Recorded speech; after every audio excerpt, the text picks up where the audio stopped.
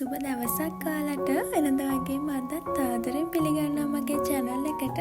අද හදන්නේ white sauce pasta එකක්. මේක තමයි මම දැනට කාපු රසම pasta recipe එක. cheese නැතුව වුණත් කිරි රසට මේ pasta එක හදා ගන්න පුළුවන්.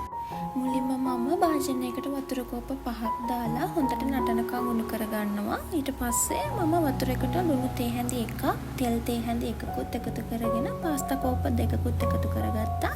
pasta gram 200ක්. දැන් මේක හොඳට තම්බ ගන්න. මම ගත්ත pasta packet එකේ තිබ්බේ විනාඩි 9ක් 10ක් වගේ කාලයක් තම්බ ගන්න කියලා. ඔයාලා ගන්න pasta packet එකේ කියලා තියෙන විදිහට වෙලාව බලලා pasta ටික තම්බ ගන්න. දැන් මේ තම්බගත්ත pasta ටික වතුර බේරලා හොඳට ඇල් වතුරින් හොදලා වතුර බේර ගන්න ඕන. එතකොට තමයි මේ pasta එක තවත් තැම්බෙන ගතිය අඩු වෙන්නේ. මේ තියෙන්නේ සෝදගෙන වතුර ටික බේරලා තියාගත්ත pasta ටික. දැන් අපි pasta එකට දාන එළවලු මිශ්‍රණය හදාගමු. මුලින්ම මම තෙල් ටික රත් වෙද්දී පොඩිවට කපාගත්ත සුදු ලුණු ටික එකතු කරගන්නවා. සුදු ලුණු ටිකක් රන්වන් පාට වෙලා බැදෙනකොට සාමාන්‍ය ප්‍රමාණයේ ලුණු ගෙඩියක භාගයක් මම පොඩිවට කපාගෙන එකතු කරගන්නවා. ඒකටම කොටුවට කපාගත්ත කැරට් ටිකකුත් එකතු කරගෙන මේක හොඳට කලවම් කරගන්න. දැන් ඒකටම රස අනුව ලුණු ටිකකුත් එකතු කරගන්න. මේ එළවලු මිශ්‍රණයට පොඩිවට කපාගත්ත මාළු මිරිස්, ගෝවා වගේ දෙයක් උනත් එකතු කරගන්න පුළුවන්. ඔයාලා කැමති විදිහට කැමති එළවලුවක් දාගෙන එළවලු මිශ්‍රණය හදාගන්න. ඒ ටිකත් හොඳට කලවම් වුණාට පස්සේ මම පොඩිවට කපාගත්ත ගස් ලුණු ටිකක් එකතු කරගන්නවා. ඒ ටිකත් හොඳට කලවම් කරගෙන මම මේ එළවලු මිශ්‍රණය ලිපෙන් බා ගන්නවා. දැන් අපි white sauce එක හදාගමු. මම භාජනයක් ලිපේ තියලා බටර් මේස හැඳි දෙකක් එකතු කරගන්නවා. බටර් නැත්තම් මාජරින් උනත් පාවිච්චි කරන්න පුළුවන්. ලිපේ ගින්දර අඩුවෙන් තියාගෙන තමයි මේ සෝස් එක හදා ගන්න ඕන. දැන් බටර් ටික දිය වීගෙන එනකොට පාන් පිටි මේස හැඳි දෙකක් මම එකතු කරගත්තා. ඒ ටික හොඳට කලවම් කරගෙන පාන් පිටි වල තියෙන අමු ගතිය යනකම් බටර් එකත් එක්ක හොඳට ඉදෙන්න දෙන්න.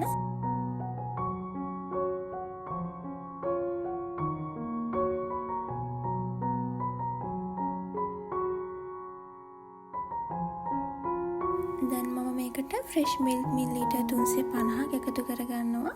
පාන් පිටි වල අමු ගතිය නැති වෙනකන් හැඳි ගාන ගමන් ෆ්‍රෙෂ් මිල්ක් ටික ටික එකතු කරගන්න ඕන.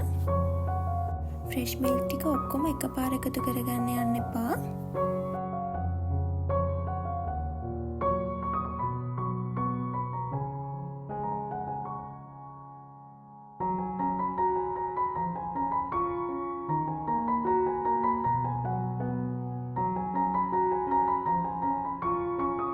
දැන් මම ඉතුරු කිරි ටිකත් එකතු කරගෙන හොඳට කලවම් කරගන්නවා.